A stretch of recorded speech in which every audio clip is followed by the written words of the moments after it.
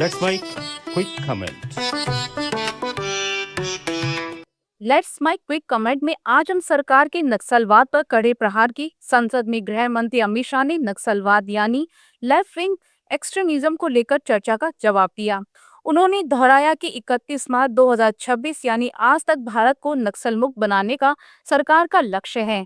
उन्होंने कहा कि सुरक्षा बलों और विकास कार्यों की वजह से नक्सल समस्या लगभग खत्म होने के कगार पर है। सरकार का दावा है कि नक्सलवाद अब सिर्फ कुछ इलाकों तक सिमट गया है।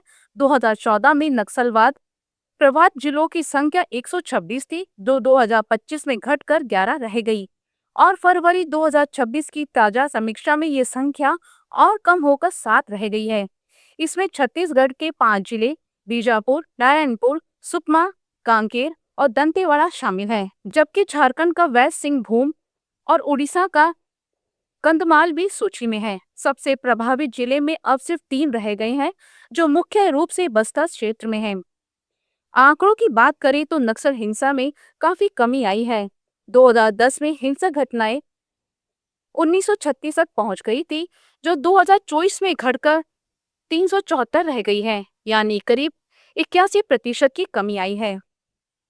इसी तरह मौतों की संख्या 2010 में 1005 थी, जो 2024 में 150 तक आ गई।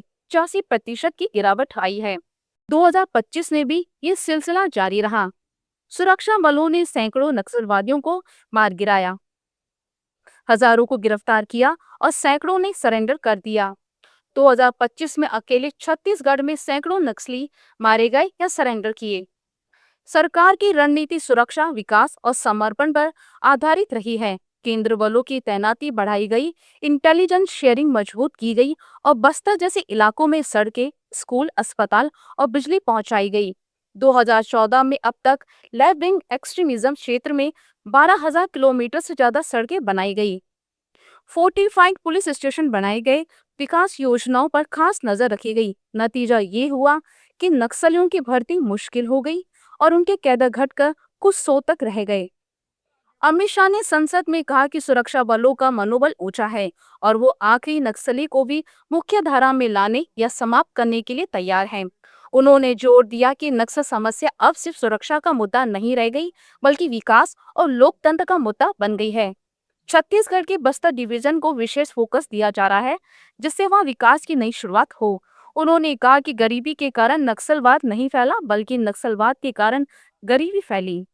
आगे बढ़ने के बाद उनको लगा यहां तो अच्छा काम हो सकता है भाई, मगर ये पढ़ लिख जाएंगे तो हमारे साथ नहीं रहेंगे।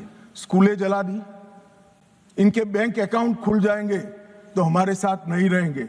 बैंकें जला दी, दवाखाने जला दिए और फिर कहे यहां विकास नहीं पहुंचा है। विकास को तो वामपंथी उग्रवादियों ने वो क्षेत्र में सालों तक नहीं पहुंचने दिया, जो अब नरेंद्र मोदी के शासन में वहां पहुंच रहा है, घर घर जा रहा है। गरीबी के कारण नक्सलवाद नहीं फैला, बल्कि नक्सलवाद के कारण इस पूरे क्षेत्र में सालों तक गरीबी रही।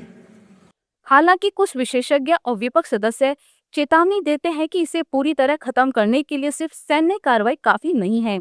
नक्सल प्रभावित इलाकों में गरीबी, बेरोजगारी और आदिवासी अधिकारियों के मुद्दों को भी सुलझाना जरूरी है। अगर विकास कार्य रुक गए या स्थानीय लोगों में असंतोष बढ़ा तो नक्सल विचारधारा फिर से सिर उठा सकती है। इसलिए सरकार ने 31 मार्च 2026 के बाद कुछ पुराने प्रभावित जिलों को लीगेसी थ्रस्ट डिस्ट्रिक्ट बनाकर निगरानी और विकास जारी रखने का प्लान तैयार किया है। सरकार की कोशिशों से पिछले 10 साल में नक्सल हिंसा का भौगोलिक दायरा बहुत सिमट गया है। जहां पहले रेड कॉरिडोर की बात होती थी, अब वहां सिर्फ कुछ जंगलों और पहाड़ी इलाकों में छोटी मोटी घटनाएं हो रही हैं। 2025 में सुरक्षा बलों ने कई बड़े ऑपरेशन किए, जिसमें दर्जनों नक्सली मारे गए और हथियार बरामद हुए।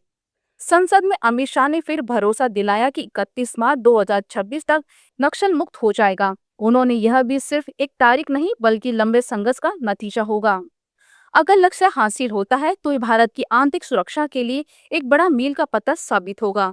फिर भी अंतिम सफलता तभी कहलाएगी जब सिर्फ हिंसा खत्म हो, बल्कि उन इलाकों में स्थायी शांति, विकास और विश्वास का माहौल बने। आप सुन रहे थे let's mike more than radio. Follow कीजिए हमें हमारे सोशल मीडिया प्लेटफॉर्म्स पर।